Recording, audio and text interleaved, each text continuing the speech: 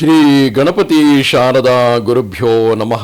ಯತ್ರ ಯೋಗೇಶ್ವರ ಕೃಷ್ಣೋ ಯತ್ರ ಪಾರ್ಥೋ ಧನುರ್ಧರಃ ತತ್ರ ಶ್ರೀ ವಿಜಯ ಭೂತಿರ್ಧ್ರುವಾನೀತಿರ್ಮತಿರ್ಮಮ.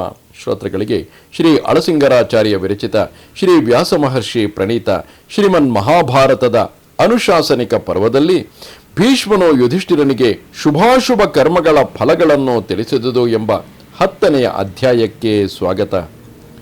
ತಿರುಗಿ ಯುಧಿಷ್ಠಿರನು, ಓ ಮಹಾತ್ಮ, ಫಲಕಾರಿಗಳಾದ ಎಲ್ಲ ಕರ್ಮಗಳಿಗೆ ಲಭಿಸತಕ್ಕ ಫಲಭೇದಗಳು ಏನೆಂಬುದನ್ನು ತಿಳಿಸಬೇಕು ಎನ್ನಲು ಭೀಷ್ಮನು, ಧರ್ಮರಾಜ, ಈ ಕರ್ಮ ಫಲವೆಂಬುದು ಋಷಿಗಳಿಗೂ ದುರ್ಗಮವಾದುದು.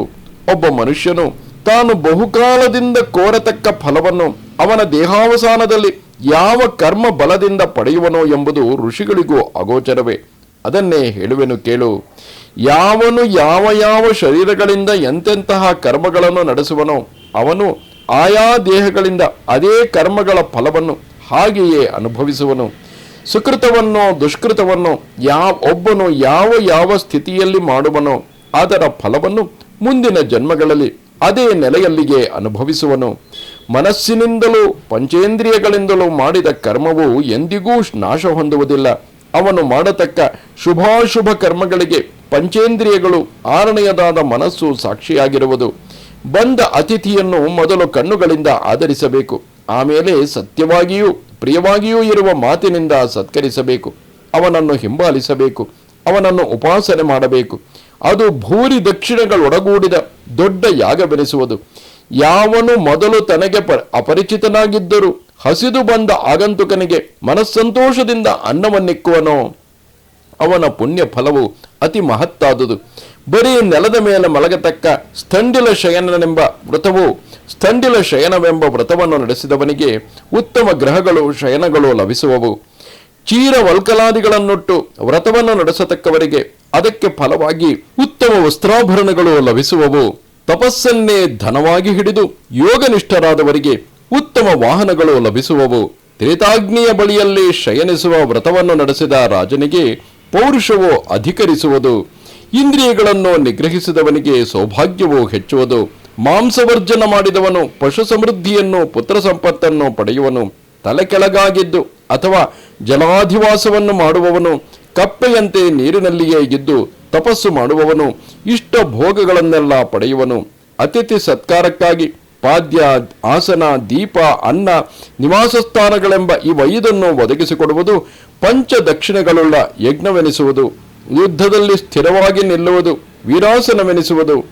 ಯುದ್ಧರಂಗದಲ್ಲಿಯೇ ಭೀಷ್ಮನಂತೆ ಮಲಗುವುದು ವೀರಶಯ್ಯೆ. ಯುದ್ಧಕ್ಕೆ ಹೆದರದೆ ನಿಲ್ಲುವುದು ವೀರಸ್ಥಾನವೆನಿಸುವುದು. ಈ 3 ನಡೆಸತಕ್ಕ ಕ್ಷತ್ರಿಯನಿಗೆ ಸಮಸ್ತ ಕೋರಿಕೆಗಳನ್ನು ಕೊಡತಕ್ಕ ಅಕ್ಷಯ ಲೋಕಗಳು ಉಂಟಾಗುವವು. ದಾನ ಫಲದಿಂದ ಧನವು ಲಭಿಸುವುದು. ಮೌನ ವ್ರತದಿಂದ ಆಜ್ಞೆ ಮಾಡತಕ್ಕ ಅಧಿಕಾರ ಸ್ಥಾನವು ಬರುವುದು. ತಪಸ್ಸಿನಿಂದ ಸುಖ ಭೋಗಗಳು ಲಭಿಸುವವು. ಬ್ರಹ್ಮಚರ್ಯದಿಂದ ಆಯುರ್ವೃದ್ಧಿಯುಂಟಾಗುವುದು. ಅಹಿಂಸಾ ವ್ರತದ ಫಲದಿಂದ ರೂಪವು, ಐಶ್ವರ್ಯವು, ಆರೋಗ್ಯವು ಲಭಿಸುವವು. ಗೆಡ್ಡ ಗೆಣಸುಗಳನ್ನೇ ಭುಜಿಸತಕ್ಕವನಿಗೆ ರಾಜ್ಯಪ್ರಾಪ್ತಿಯು, ಬರೀ ಎಲೆಗಳನ್ನು ಭುಜಿಸುವ ವ್ರತಕ್ಕೆ ಸ್ವರ್ಗಪ್ರಾಪ್ತಿಯು ಫಲವು. ಪ್ರಾಯೋಪವೇಶ ಮಾಡಿದವನಿಗೆ ಎಲ್ಲಾ ಗತಿಗಳಲ್ಲಿಯೂ ಸುಖವುಂಟು. ಶಾಖವ್ರತದ ಫಲದಿಂದ ಗೋಸಮೃದ್ಧಿಯು, ಕೇವಲ ತೃಣಭಕ್ಷಣ ವ್ರತದಿಂದ ಸ್ವರ್ಗವು ಉಂಟಾಗುವುದು. ತ್ರಿಕಾಲಗಳಲ್ಲಿಯೂ ಸ್ನಾನ ಮಾಡತಕ್ಕ ವ್ರತದಿಂದ ಉತ್ತಮ ಸ್ತ್ರೀಯರು ಲಭಿಸುವರು. ವಾಯುಭಕ್ಷಣ ವ್ರತದಿಂದ ಯಾಗ ಫಲವು ಲಭಿಸುವುದು.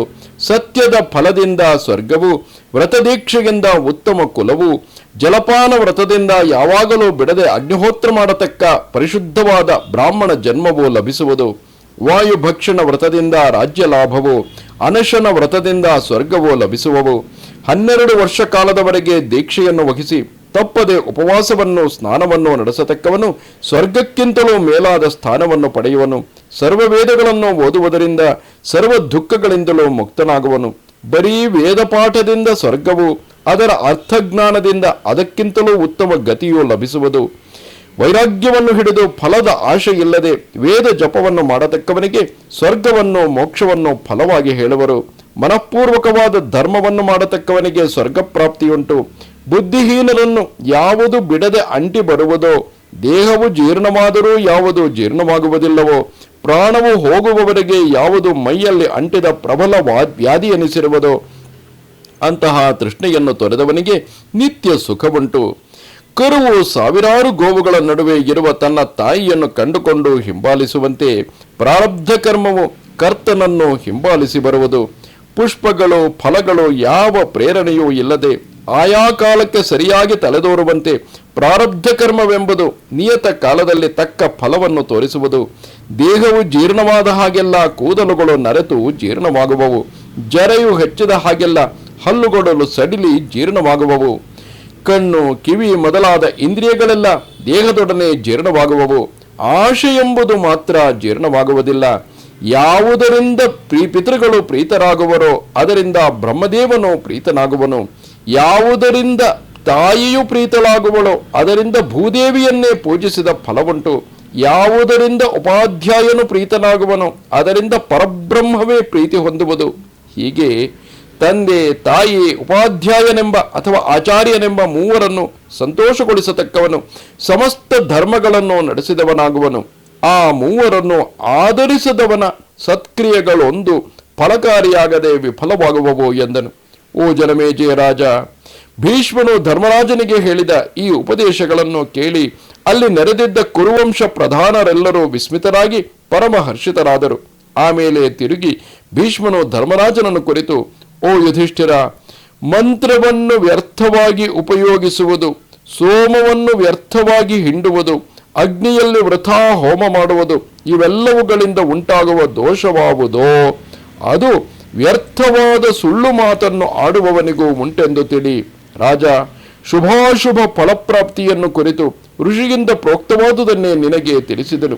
ಇನ್ನು ನೀನು ಕೇಳಬೇಕಾದುದನ್ನು ಕೇಳು ಎಂದನು. ಇದು ಮಹಾಭಾರತದ ಅನುಶಾಸನಿಕ ಪರ್ವದ 10ನೆಯ ಅಧ್ಯಾಯವು. ನಮಸ್ತೆ ಶಾರದೆ ದೇವಿ ಕಾಶ್ಮೀರ ಪುರವಾಸಿನಿ ತ್ವಾಮಹಂ ಪ್ರಾರ್ಥಯೇ ನಿತ್ಯಂ ವಿದ್ಯಾದಾನಂಚ ದೇಹಿಮೆ. ನಮಸ್ಕಾರ.